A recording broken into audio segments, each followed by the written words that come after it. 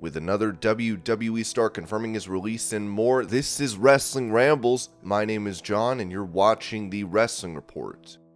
Before we move on, make sure you subscribe to Wrestling Rambles with notifications on and don't forget to like the video.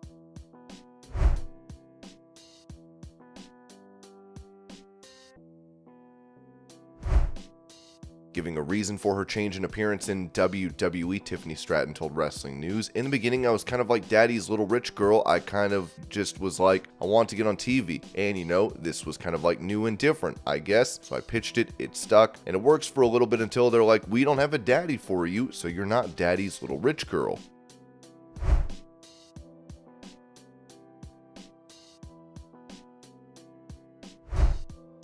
Speaking about Vince McMahon's appearance during the TKO New York Stock Exchange unveiling, Eric Bischoff said on his 83 Weeks podcast, "I kind of dug it, put a smile on my face. The biggest thing I noticed is Vince wasn't wearing a tie. He's dyeing his hair and he's dyeing his mustache. He looks great. I talked to someone recently who said he's down in the gym working out, you know. In fact, the comment was, if you didn't know he had just gone through back surgery, you would have never imagined it." And that's Vince McMahon. Vince, once again, he looked dapper in his lavender sport coat, sporting that Errol Flynn mustache.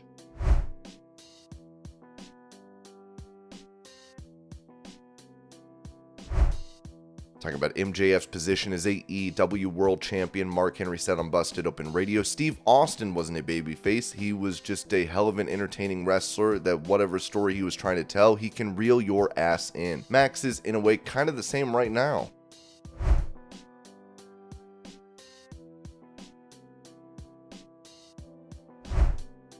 In a private ceremony, WWE Hall of Famer Hulk Hogan married Sky Daly, according to TMZ. As it was said, their rings were valued at $500,000.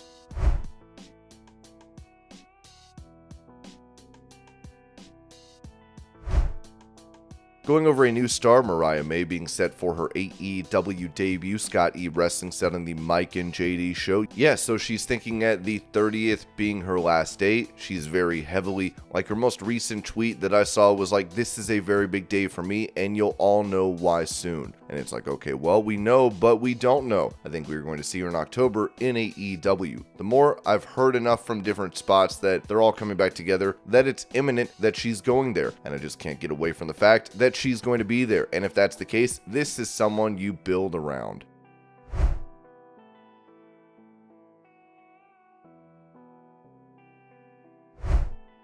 Saying this about rumors of her leaving AEW due to the company not wanting to renew her contract, Brandi Rhodes told DS of Ring the Bell, "Cody got to say in the documentary what was not true. I didn't get to say that. Since I can't say some other things, I would like to say what's not true. So it's not true that we left because the Dan Lambert segments upset me. That's not true. Everything that Dan said, I was there for it. I enjoyed it. Some of it almost made me laugh a couple of times because I was just like, geez, this man. The other thing that's not true is not true that I was not going to get another contract. We were both well on our way to trying to decide what our contracts were. So it was not true that they decided not to renew my contract and only wanted to renew Cody's, and that's why Cody left. It's not true." So you can cross those two things off the list and the conspiracy theories can continue.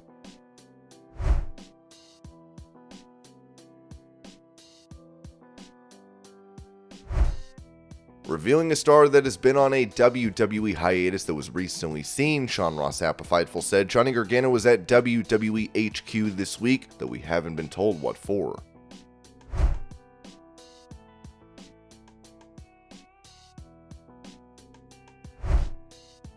With it noted that Smackdown will be moving back to the USA Network from Fox, Dave Meltzer said this about it in the Wrestling Observer newsletter. It also should be noted that Smackdown ratings moving from Fox to USA will drop significantly based on the day of the week, even if we figure Smackdown averages 0.45 on a non-Friday, and to me that's a very high estimate. Raw and Smackdown would combine for a 1.0 in the 18 to 49 demographic each week, while AEW would probably be around 58% of that from the 3 shows and not 50%. If SmackDown remains on Friday on USA, it would do significantly worse, but on Tuesday, a 0.45 is an optimistic number, but not overly optimistic. If WWE does cool down, a Friday SmackDown on USA could do similar numbers to a Wednesday Dynamite, which wouldn't look good. A SmackDown move to Wednesday would divide the audience, but right now, WWE would win a head-to-head, and it would hurt the value of AEW's package.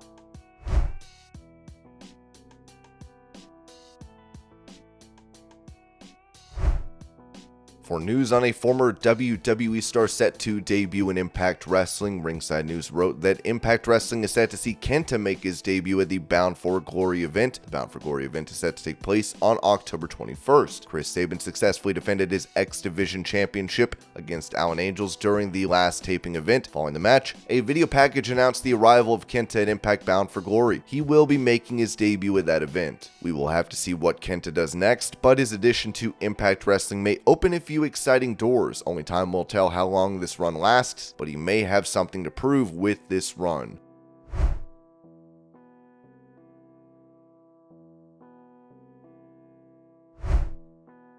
It appears there could be a new feud in the pipeline for Cody Rhodes as he was attacked by Omos at a WWE live event. Here's the clip.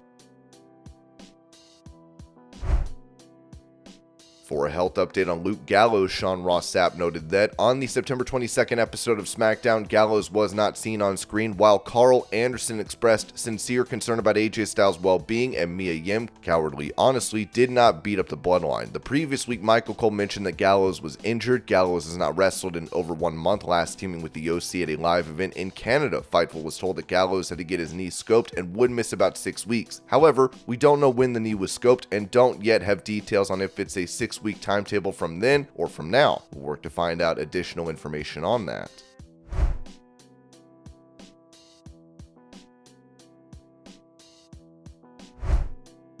Mentioning her issues with fans waiting for autographs, AEW TBS champion Chris Statlander told Busted Open Radio, "I'm not a fan of when fans wait at airports and hotels. We are not technically at work at that time, you know, and it's just like most travel has been so hectic lately that a lot of us just cannot be bothered to put on a happy face sometimes. Some of us have a lot of real life things to deal with, and it's like sometimes we're not always our best selves, especially when traveling. We don't feel our best. Also, knowing that I'm going to a hotel and if there are fans there and I feel like I'm not able to kind of relax and have some privacy and some free time, it's just unfortunate that people feel so comfortable violating our privacy."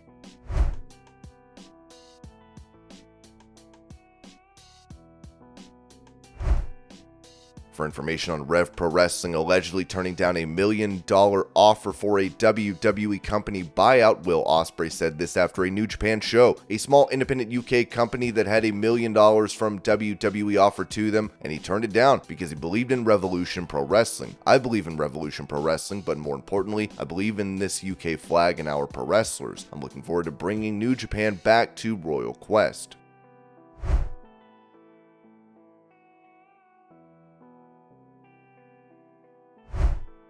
At a high school volleyball game, students would spot Randy Orton in attendance as they decided to do this in honor of the Viper. Here's the video.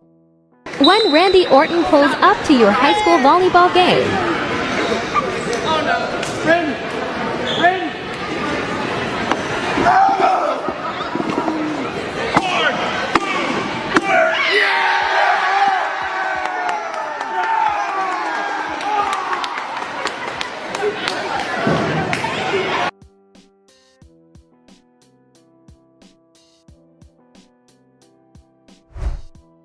As he previously had his AEW Botches account on X suspended, the owner of that account made another one. Now he is stepping away, noting that "I've received an email with our family photo, residential address, and my kid's school address with the subject line, 'Stop criticizing AEW. Well, I quit.' However, please save this tweet and remember hashtag AEW Botches when the inevitable happens inside the ring. Thank you all."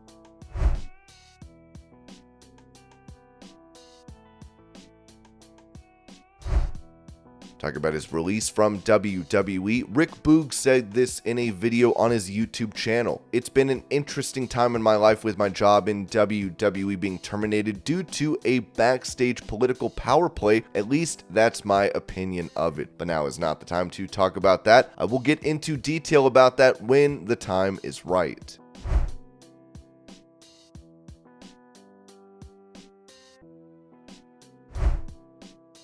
Revealing that he was let go by WWE, the brother of commentator for the company Corey Graves, Sam Adonis, said this on X. "Myself and my brother were both signed to developmental deals in 2011. He was hired 2 days before I got released. The world never got to see the fabulous Graves brothers in action. What could have been?" And this was your pro wrestling news update. I hope you're all having a great day. Thank you so much for watching, and I will see y'all later.